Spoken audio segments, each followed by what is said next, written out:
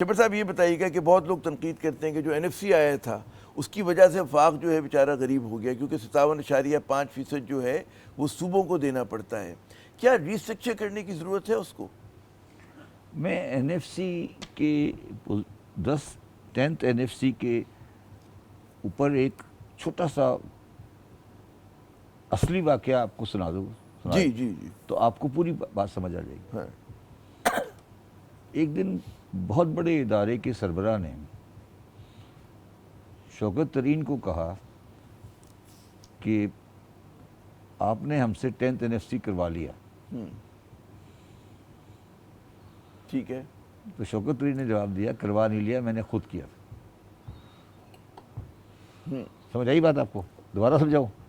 نہیں میرے خیال میں کچھ سمجھ میں آئی، کچھ سمجھ میں آئی. اس نے کہا کہ آپ نے ہم سے 10th NFC کروا لیا. 10th NFC ہے جو آج کل NFC ہے وہ 10th ہے. ہاں تو انہوں نے کہا کہ کروا لیا نہیں، میں نے خود کیا تھا. ٹھیک ہے، یہ شوکت ترین صاحب کا جواب تھا. مجھ سے کسی وقت انٹرویو بلا کے پوچھ لیجیے گا. ٹھیک ہے. ہاں لوگ کہتے ہیں کہ جی انڈر دا واچ کیسے ہو گیا، مطلب یہ NFC 18 امینڈمنٹ میں بہت ساری شقیں ایسی ہیں کہ جس کی وجہ سے جو متنازع شقیں ہیں. شوکت صاحب سے پوچھیے گا کسی وقت. مگر میرا ذاتی ویو ہے، میں سمجھتا ہوں کہ NFC ایوارڈ کو ریوائز کرنے کی ضرورت ہے. میرا ذاتی ویو ہے یہ. ٹھیک ہے. اور اس میں جو سب سے بڑا ایشو یہ ہے کہ ساری فائنینس کاسٹ جو ہے، جو انٹرسٹ کاسٹ ہے، وہ ساری وفاق برداشت کر رہا ہے. اور جب انٹرسٹ کی ساری کاسٹ وفاق برداشت کرتا ہے تو وفاق تقریباً بینک کرپٹ ہو جاتا ہے. اسٹارٹ سے ہی بینک کرپٹ ہو جاتا ہے. زیرو سے شروع ہو جاتا ہے. تو جبکہ وہ پیسہ جو کہ انٹرسٹ دیا جاتا ہے قرضوں کا یا پرانے قرضوں کا، وہ سارے صوبوں میں استعمال ہوا ہے. تو اس کی ایک ایڈجسٹمنٹ ہونی چاہیے.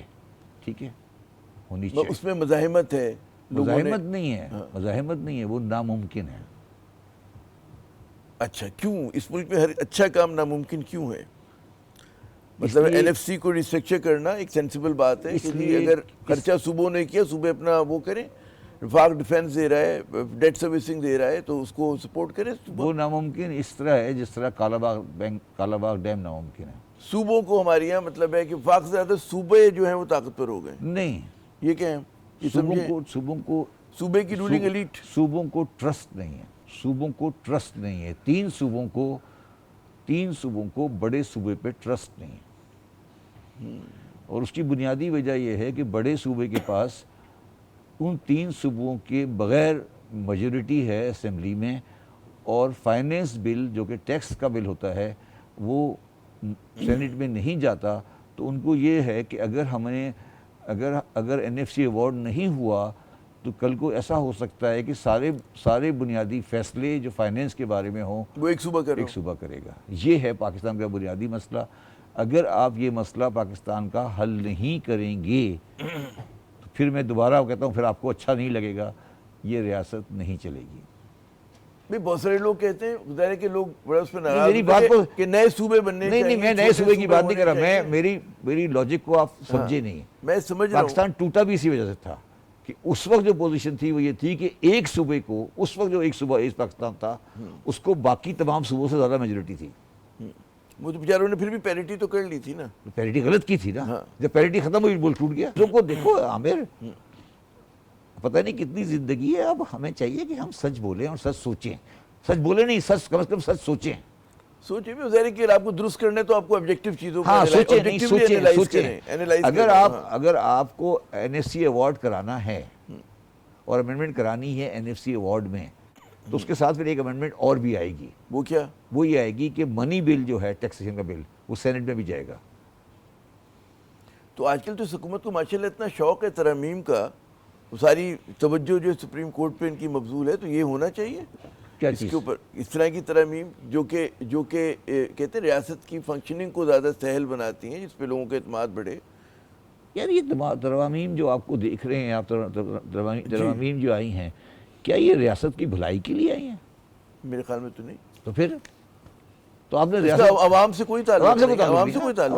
یہ تو ایک محدود سیاسی اہداف کو ہم تو عوام کی بات کر رہے ہیں نا. میں تو جو بات کر رہا ہوں عوام کی بات. آج یہ میں نے جو بات آپ کو کہہ رہا ہوں نا، یہ میں نے آج جو بات کی ہے آپ کے سامنے، 20 سال بعد بھی لوگ یاد کریں گے کہ آدمی کیا کہہ کے گیا تھا. ایک سنجیدہ ڈیبیٹ کی ضرورت ہے ہماری سنجیدہ رولنگ ڈیبیٹ ایلیٹ کی کے اندر ضرورت کہ ہے. جناب ریسٹرکچر کرنا ہے. سنجیدہ ڈیبیٹ کی ضرورت ہے. اچھا سنجیدہ ڈیبیٹ کون کرے گا؟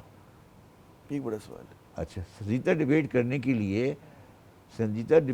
کے لیے سب سے پہلی ضرورت عامر صاحب یہ ہے کہ جو معیشت دان ہو نا، معیشت دان، اس کی تنخواہ نہ آئی ایم ایف سے آ رہی ہو اور نہ پھر ان اداروں سے آ رہی ہو جس کو ادارے چلاتے ہوں. کہ آج کل میں پڑھ رہا تھا کہ الزام لگایا جا رہا ہے کہ آئی ایم ایف کے معاہدے کے 3 صوبے ہیں، ان کو تو کہا جا رہا ہے کہ اپنے بجٹ میں کٹوتی کریں اور سرپلس کریں اپنے بجٹ کو نا، جبکہ پنجاب اوور اسپینڈ کر رہے ہیں. اس پہ میں کچھ زیادہ کہنا نہیں چاہتا، اس پہ مطلب یہ تو سب کے سامنے ہے، اور یہی چیز الٹیمیٹلی ریاست کو نقصان پہنچائے گی. ریاست کو نقصان پہنچائے گی. یہ جو کچھ ہو رہا ہے یہ طوفان کا پیش خیمہ ہے.